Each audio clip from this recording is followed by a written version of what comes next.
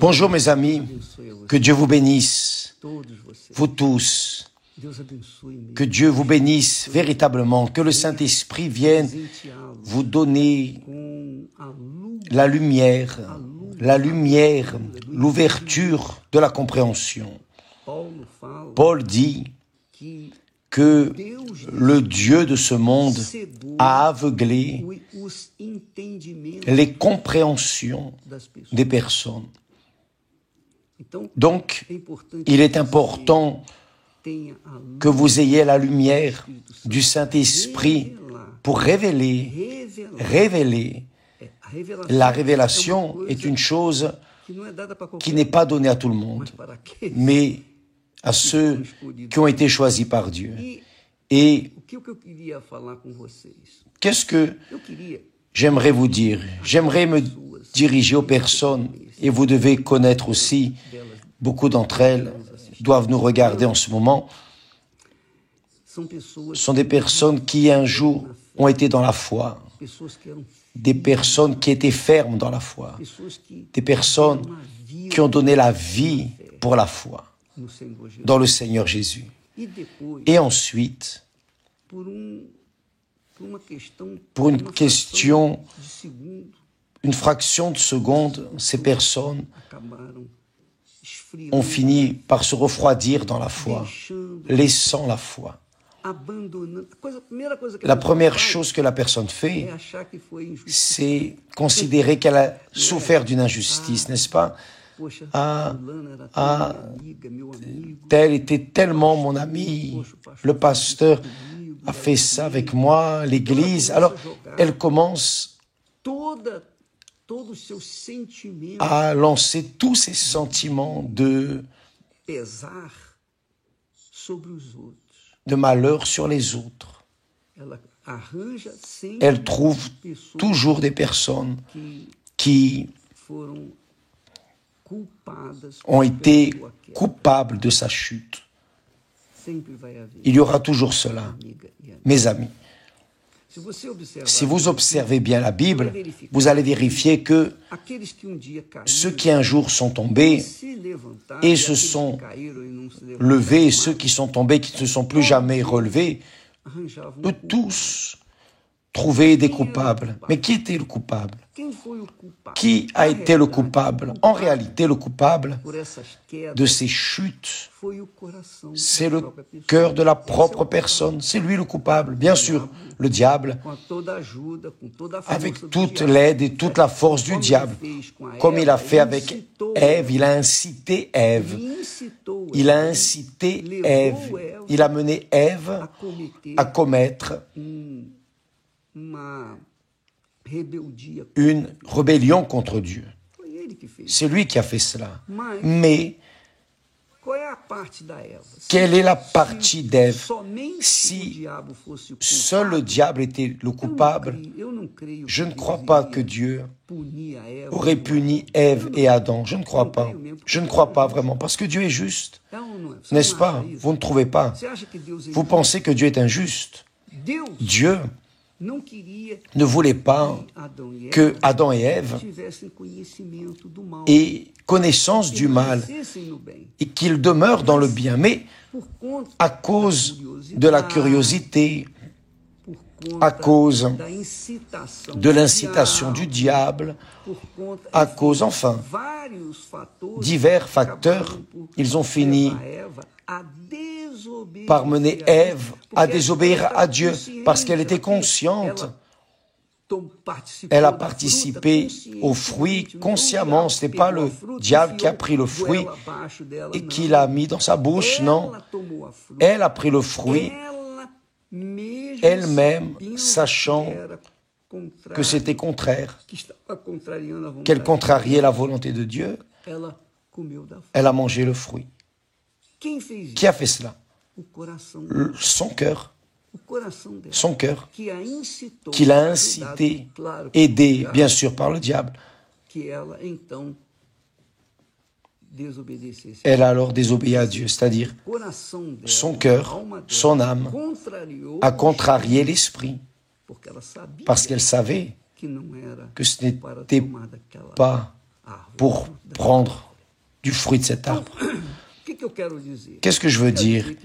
Je veux vous dire, mes amis, qui par hasard, ou mon cher ami, vous vous êtes refroidis dans la foi, c'est le pasteur, c'est l'ouvrier, c'est tel, rien de cela.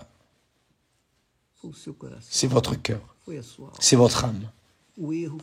L'erreur est votre, la culpabilité est votre, exclusivement votre. C'est vous qui avez pris la décision de chercher votre propre justice. Et donc, vous-même, vous êtes sorti de la foi, vous avez laissé la foi. Mais ne restez pas triste, non, parce qu'il y a une chance pour vous. Tant qu'il y a la vie, il y a de l'espérance.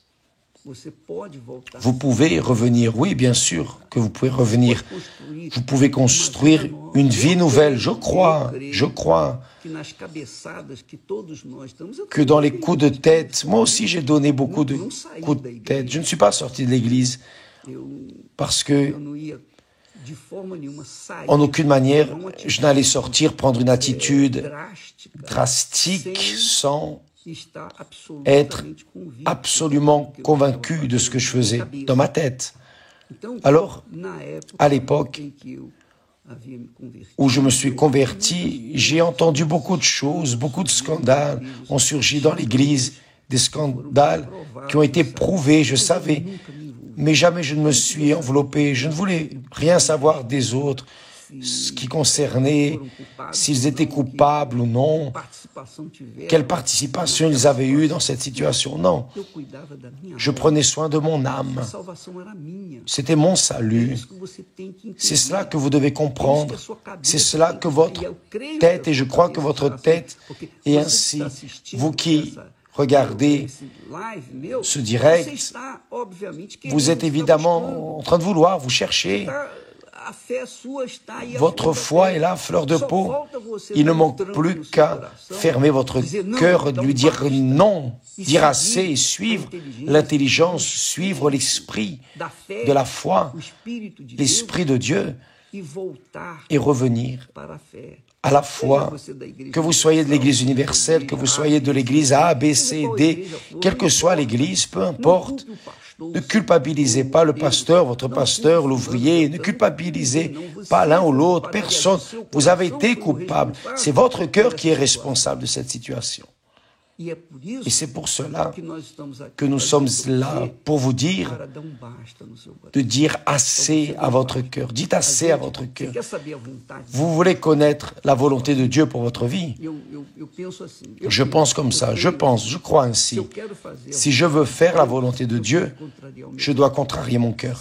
Si mon cœur applaudit une attitude que je pense à prendre, alors je vois que cela n'est pas la volonté de Dieu, parce que le cœur ne combine pas avec la volonté de Dieu, si ce n'est que la personne ait un cœur nouveau.